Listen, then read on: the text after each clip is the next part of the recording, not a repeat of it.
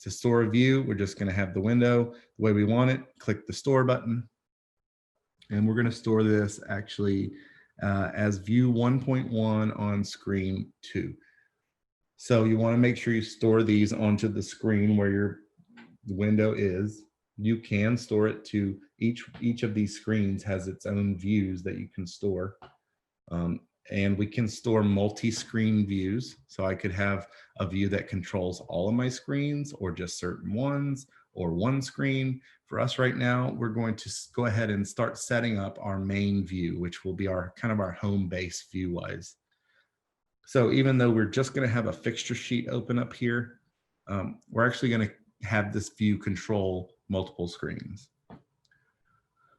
And we're going to store it here onto 1.1 on screen 2. It's hard to see, but you have the little gray numbers here telling you which view this is. This is 1.1, so we'll select that. When we go to store a view, it's always going to give us a pop-up. And this is where we can name that view and also select the screen numbers that it's going to control. This is where it gets a little bit confusing with the tutorial and us being in GrandMA2, but on a GrandMA3 console because the numbers are different. So on GrandMA2, this lower command screen is screen 1. The upper right-hand touch screen is screen 2. The upper left-hand touch screen is screen 3. If we had a full-size console, we would have another touch screen off to the left here, which would be screen 4. And then 5 and 6 would be external screens that we could plug into the console.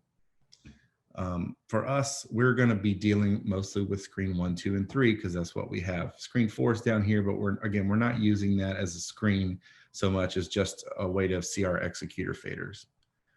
So for this main view, we're going to name it main. And we're going to have it control screens 1, 2,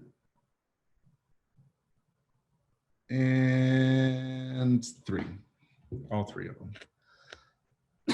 Since this is going to be our main view, we're going to have it just control all 3 screens. Even though we don't have windows open right now, we can merge that stuff in later, which we'll do.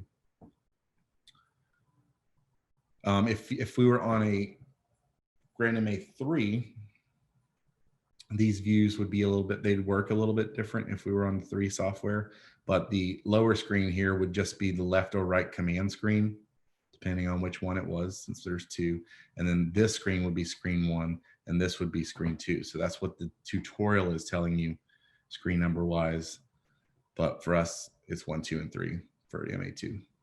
Hit please, and it will store that view up here. Now you'll notice when we look at that tab now, we see that it's named for the main view, and we see numbers here that are highlighted or not.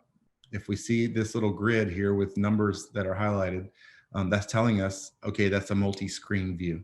That view is controlling these screens, 1, 2, and 3, and that's how it will display. If you were to store this view only to screen 2 and have it not control the other screens, it would actually show as a thumbnail. If it's just controlling one screen, it would show this window thumbnail for that view. So quick way you could see whether it's a multi-screen view or not is if it's a thumbnail, it's just that one screen. If it's this, it's telling you which ones it's controlling.